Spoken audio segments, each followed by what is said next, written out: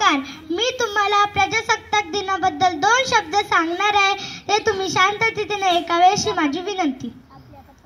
मृत्यूच्या मैदानात मर्दाच्या मनगटाने देहाच्या धुंदीनं झुंज करून स्वराज्य निर्माण करणारे छत्रपती शिवाजी महाराज, काळ्या छातीवरी अभिमानाची दोरी कोरणारे मावळ्यांचे वचडे, विठू माझा लेकरू बाळासंगे गोपाळांचा वेडा असं म्हणणारी संतांची संतभूमी, जुलमी जातीय दंड टोकून बंड पुकारणारे महामानव राष्ट्रपिता महात्मा ज्योतिराव फुले, चातुर्वर्ण व्यवस्थेचा चेंदामेंदा करणारे लोककल्याणकारी राजर्षी छत्रपती शाहू महाराज, भारतीय राज्यघटनेचे शिल्पकार बुद्धिसम्राट डॉक्टर बाबासाहेब आंबेडकर, माता जिजाई, माता भीमाई, माता रमाई, माता आटलाई, माता सावित्री या सगळ्या महापुरुषांना आणि महामातांना मी संस्कृती बुद्धेकर पहिल्या प्रथमतः विनम्र अभिवादन करून माझ्या भाषणाला सुरुवात करते.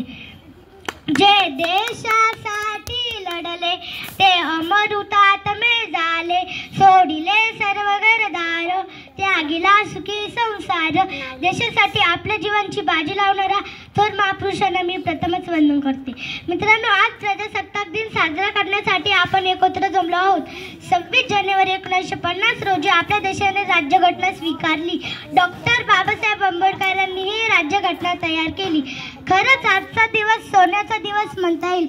म्हणून म्हणतो, चला करूया संविधानाचा आदर, ज्यांनी आपणास दिला जगण्याचा शिकवण्याचा अधिकार. संविधान आहे म्हणूनच वेगवेगळे जाती धर्माचे वेगवेगळे भाषण बोलणारे लोक सुख समृद्धीने राहत आहे. मित्रांनो, ज्यावेळेस या भूमीमध्ये धर्माचा मुकुटा एक होऊ लागलेला होता, पाप पुण्याचं व्यापारीकरण सुरू झालेलं होतं. अनेक वर्षांपासून चातुर्वर्ण व्यवस्थेखाली समाज पूर्णपणे दबलेला होता. 4 वर्णांमध्ये 4000 जाती निर्माण झाल्या होत्या. माणसांपेक्षा दगड धोंड्यानं जास्त किंमत होती. नदीतील गोट्यातील शेणाला आणि भोजनाच्या पंक्तीला भलताच भाव आलेला होता. सामान्य माणसांच्या, कष्टकऱ्यांच्या, अस्पृश्यांच्या अंगावरती कोड आलेले होते. त्यांना खायला भाकरी मिळत नव्हती, प्यायला पाणी मिळत नव्हतं, चालायला रस्ता मिळत नव्हता. 1 रुपयाचं नाणं एका टाटासारखं वाढत होतं. म्हणजे इथल्या माणसाची अशी परिस्थिती निर्माण झालेली असताना त्यांचा कोडलेला श्वास मोकळा करण्यासाठी एका महापुरुषाने जन्म घेतला आणि त्या महापुरुषानं इथल्या व्यवस्थेच्या छाताडावरती पाय ठेवून हजारो वर्षापूर्वीच्या विकाराच्या दऱ्या बुजवून विचाराचे वटवृक्ष निर्माण करण्याचं काम केलं. त्या महापुरुषाचं नाव म्हणजे बुद्धिसम्राट डॉक्टर बाबासाहेब आंबेडकर. डॉक्टर बाबासाहेब आंबेडकर काय सांगताना आचार्य आत्रेय म्हणतात, डॉक्टर बाबासाहेब म्हणजे बंड, मृत्यूबंत बंड, यांच्या दयातून कणाकणात बंद ठेमान घालीत होते. डॉक्टर बाबासाहेब म्हणजे 15ची मूठ होय. डॉक्टर बाबासाहेब म्हणजे जातीभेदावर आणि विषमतेवर सोडलेले चक्र आहे. डॉक्टर बाबासाहेब म्हणजे बाबासाहेबच, दुसरं नाव उच्चारायला जिंकता येत नाही एवढा समर्थ्य बाबासाहेबांच्या फक्त नावातच आहे. म्हणून ख्यातनामीचा चंद्र रामचंद्र गुबा यांनी मॉडेसी नावाचा एक ग्रंथ लिहिलाय. त्यात त्यांनी बाबासाहेबांचा उल्लेख अजून एक राष्ट्र निर्मिती म्हणून केला.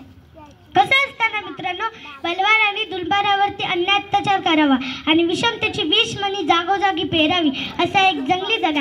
या जंगली जगात समतेच्या प्रकाशात, ममतेच्या सावलीत आणि समान अर्थाच्या समकुंडाला समस्त मानवांसाठी न्यायाची प्रतिसृष्टी निर्माण करण्याचं काम बाबासाहेब आंबेडकरांनी केलं. त्यासाठी त्यांनी अपार कष्ट उपासले. द्वेषांचे, घोषांचे, ग्लोषांचे खटुखट रुसवले. हे सगळं करून सुद्धा बाबासाहेबांचा फोटो बघितल्यावर कित्येक लोकांच्या कपाळावरती आठ्या पडतात. काय नाही तर दलितांचेच कुऱ्हाडी म्हणतात. पण लक्षात घ्या, बाबासाहेब आंबेडकर दलितांचे नव्हे तर संबंध बहुजन समाजाचे, देशाचे कोडे जुदे. तुम्ही काम लक्षात घ्या, बाबासाहेबांच्याच घटनेमुळे आपल्याला बोलण्याचं, लिहिण्याचं, प्रबोधन करण्याचं, संघटित होण्याचं स्वातंत्र्य मिळाले. तुम्ही विचार करा, पूर्वी राजा राणीच्या पोटातनं जन्म येता, आता मतपेटीत जन्म येतो. म्हणजे एखादा मनुष्य BMW कारमध्ये फिरणार असो किंवा मर्सिडीज कारमध्ये फिरणार असो, तो जर का निवडणुकीला उभा राहिला तर गल्लीतल्या भिकाऱ्यापासून जंगलातल्या शिकाऱ्यापर्यंत ज्यांनी आपल्या तोंडाची ब्युटी पार्लर केली अशापासून तर आपल्या तोंडाची लाट पण घुसता येत नाही. म्हणून सगळ्याच्या जवळ जाते, त्यांच्या पाया पडते आणि सांगते, मालक आमच्याकडे लक्ष असू द्या, आम्ही निवडणुकीला उभे आहोत. ही ताकद कोणी दिली तर भारतीय राज्यघटनेने दिली. अमेरिकेसारख्या प्रगत देशात सुद्धा महिला राष्ट्राध्यक्ष बनू शकल्या नाही. तो पण भारतामध्ये प्रधानमंत्री पदावरती इंदिरा गांधी, राष्ट्रपती पदावरती प्रतिभाताई पाटील आणि लोकसभेच्या सभापतीपदी सुमित्राताई जम बसू शकल्या. ही ताकद कुणाची आहे तर भारतीय राज्यघटनेची ताकद आहे. पूर्वी कामगारांना 12 तास काम करावं लागायचं, आता 8 तास काम करावं लागतं. ही देण कुणाची आहे? तर बाबासाहेब आंबेडकरांची देण. आमच्यामध्ये पाण्याचं संकट दूर व्हावं म्हणून उत्कृष्ट असं जल व्यवस्थापन केलं होतं. या संदर्भात डॉक्टर सुखदेव थोरात यांनी लिहिलेल्या आंबेडकर सोहून इकॉनॉमिक प्लॅनिंग या इंग्रजी ग्रंथात असं म्हणतात की भारतातल्या पहिल्या मुख्य दर्जाची पायाभरणी बाबासाहेब आंबेडकरांनी केली.